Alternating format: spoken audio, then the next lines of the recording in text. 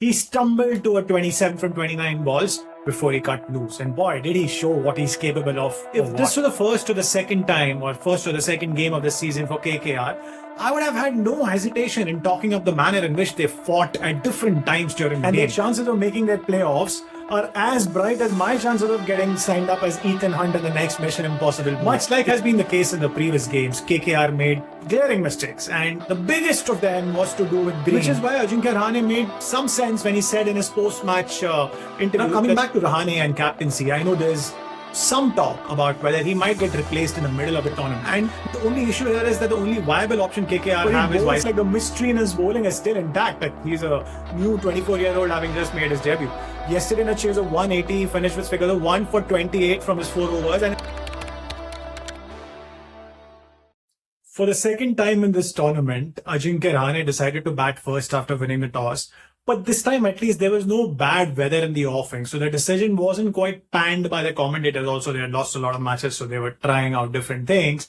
Unfortunately for KKR, their start was no better than what had happened in the first instance when they had batted first after winning the toss. In that game against Punjab Kings, which later got rained off, Kolkata had fallen to 16 for 2 at the end of the second. This time around against Gujarat Titans, they lost 2 wickets for 21, also after 2 overs. For a change, however, Cameron Green survived that early stuff. He stumbled to a 27 from 29 balls before he cut loose. And boy, did he show what he's capable of or what. He hammered 4 sixes, 7 fours and piled up 52 runs off his next 26 balls. But on a surface which showed no signs of slowing down and at a ground where there was that dew later on, 180 was never going to be an easy target to defend. Here's the thing though. If this was the first or the second time or first or the second game of the season for KKR, I would have had no hesitation in talking of the manner in which they fought at different times during the game. Green coming back from a slow start and from a slow start of the tournament as well. KKR coming back from 69 for 3 in 9 overs to score 147 by the end of the 15th. And at that stage, they looked good for 200. And then the way they pushed the game into the final 3 balls, despite Gill and Butler taking GT to 95 for 1 in 9 overs during the chase. This was quite praiseworthy for a team which lost. And obviously, there's one team that's going to lose.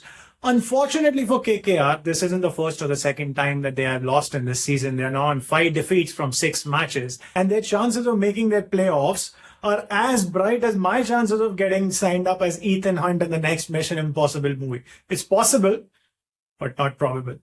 Much like has been the case in the previous games, KKR made glaring mistakes. And the biggest of them was to do with Green, who was on 75 of 44 balls. Huge momentum going into the final 5 or 6 overs. And he ended up facing a mere 6 balls in the 4 overs between 16th and 19th, even as the batters at the other end kept swinging their bat around. And that was a shocker. Which is why Ajinkya Rahane made some sense when he said in his post-match interview that the team needs to live in the moment, take the positives from the game, and move on from there. Unfortunately for Rahane, he's been a captain who has won a mere 14 IPL games in his career out of the 44 that he's captained. And it could be tough for him to take his own advice, I think. Talking of keeping things in perspective, Kagiso Rabada looks to be a believer as well in that adage. He was Gujarat's worst bowler last game, conceding 54 in his 4 overs out of LSG, just scoring 164. But he came back to finish on 3 for 29 for this game. But when he was asked about how well he bowled, his response was more on the lines of, hey, stuff happens. He said, don't think I bowled particularly well today. It's not too important to be too hard on yourself given the pitches in India and the impact player rule. Now, a lot of players have been talking about the impact player rule, commentators, coaches, captains. Not a lot of players or not a lot of people who look to be a fan of this rule. And I think it's been there for a few years now, a couple of years now, but it needs to be revisited at some time, probably before the next season. Now, coming back to Rahane and captaincy, I know there's some talk about whether he might get replaced in the middle of the tournament. Now, hard to predict this one. You don't never know how the owners think, how the franchise owners think, what are they thinking about what to do for the preparation for the next IPL, or you continue trying to win.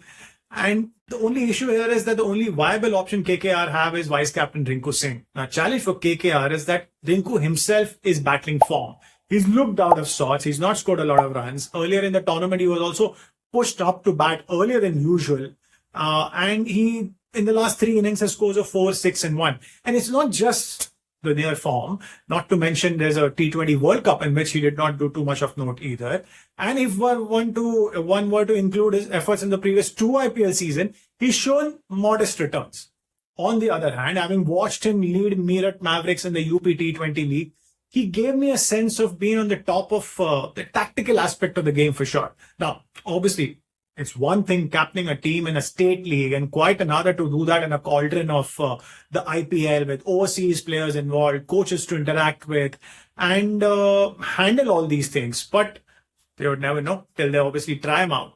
This isn't to say that I think Rahane is done as an IPL captain, but it's a discussion that will obviously not die down. Nor will the discussion around KKR's decision to let go of Shreyas Iyer as the captain after he had won them the IPL in 2024.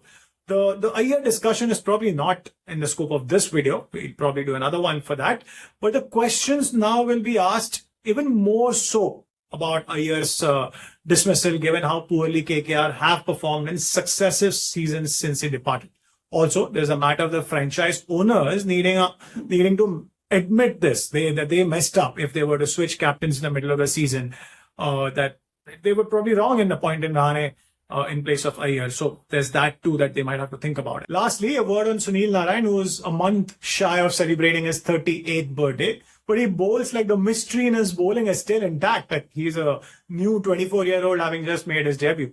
Yesterday in a chase of 180, he finished with figures of 1 for 28 from his 4 overs. And in the 5 matches that he has bowled so far, Narine has sent out 19 overs, given away runs at only 6.89 an over. Now, this is the second best economy amongst bowlers who have bowled at least 8 overs in this tournament. And it's not like he has been bowling in very helpful conditions. There have been flat pitches, dewy conditions, poor partnership bowling, none of the others to support him. But all of this has not mattered for Narine. Yesterday, Gill was motoring along on 68 of 36 with Gujarat in complete control, and he still opted to play out Narine's final over for a mere 4 runs. That's the kind of respect that he and his bowling commands. Unfortunately for Narine, he has been his team's only consistent saving grace this season. Bye-bye.